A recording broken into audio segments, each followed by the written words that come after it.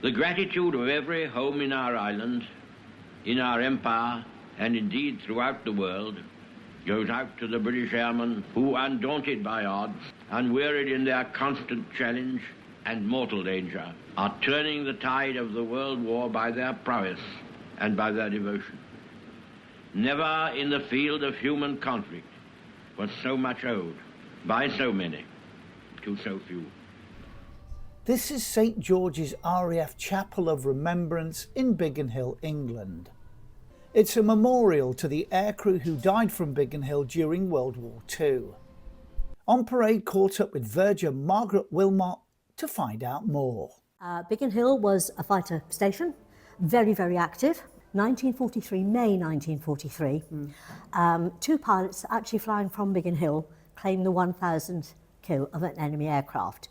Well, in fact, it was 999 and 1,000. They couldn't agree between them who had shot down what, so they agreed to share it. They were René Mouchot from the Free French and a Canadian called Jack Charles. Great celebrations, hugely prestigious for a station. And also, when they came back, there was a desire by all the men present at the time to also remember all those who had given their lives in the previous 3 years. But they wanted their own remembrance chapel. And so to that end, they pushed together 3 wooden huts, which is basically the size of this one. Their back room was their social gathering room. The Padre's desk was in there. They held respite place, really, had easy chairs and games and books and so on to go to. Plain altar. And at the time, 2 boards on either side. They put up there the names of those who had lost their lives in the previous 3 years. And they also had to serve not just from Biggin Hill, but from the Biggin Hill sector and some of the other stations that made up Group 11.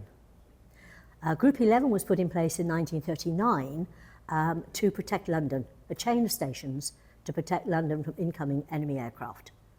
Hence the fact that RAF Biggin Hill has for its own badge symbol a fighter sword pointing to the sky to show where fighting took place, and a chain around the sword. Churchill called Biggin Hill the strongest link in the chain, that chain of stations.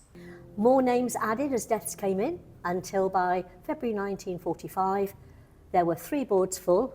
Churchill came up and he himself said that as a nation we have very, very poor memories, and there must and should be a permanent memorial to those brave souls. Biggin Hill and Battle of Britain Week came to a triumphal close with a visit by Mr. Churchill to the famous fighter station.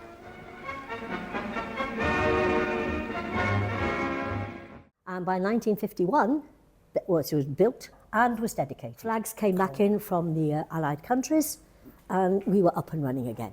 Then let me come to this, the realism of how beautiful an aircraft was and what it did, but this is the price that was paid.